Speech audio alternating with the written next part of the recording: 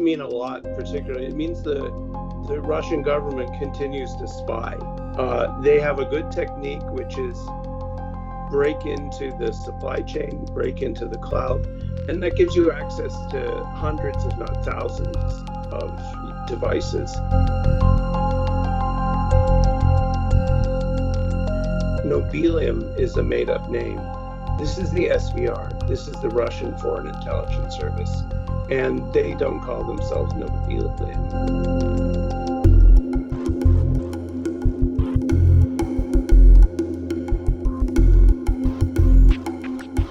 Every time you wanted to look at somebody's accounts, you had to hack their computer.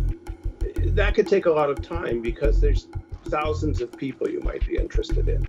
Suppose instead you could hack one central place that would give you access to those hundreds or thousands of computers. And so that's what's going on.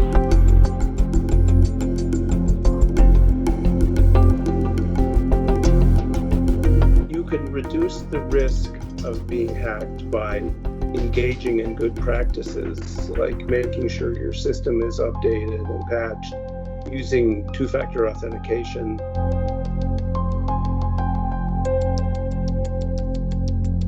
When you're talking about an exceptionally skilled and resourced government agency, most people are not going to be able to prevent them from getting in, if they really want to. I mean, it's a question of how much time and money they're willing to spend, but if the SVR wants to hack you, if they think it's worth it, they'll probably get in. The Russian government, the Chinese government, some other governments all use this kind of technique to gain access to people's accounts.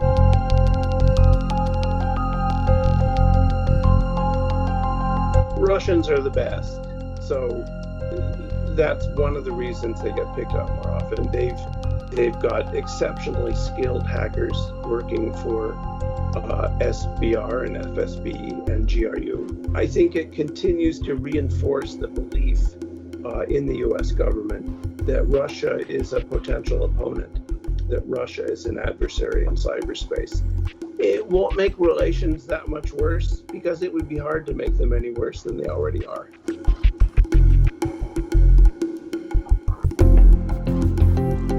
Kremlin controls it. Big operations like SolarWinds, I'm told, were probably authorized by Vladimir Putin himself.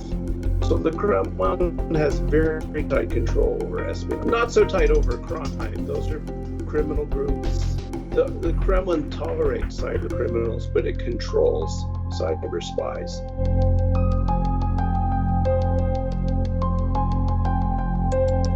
People tend to be very short-sighted. The first Russian hack by, at that point, the KGB was in 1988.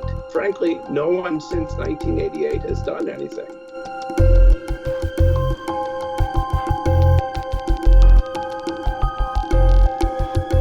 Sanctions by themselves won't change Russian behavior. So the question then becomes, what do we do back? What do we do in response? And I think there's a brisk internal debate. Do we hack back? Do we impose more sanctions? Do we go after oligarchs?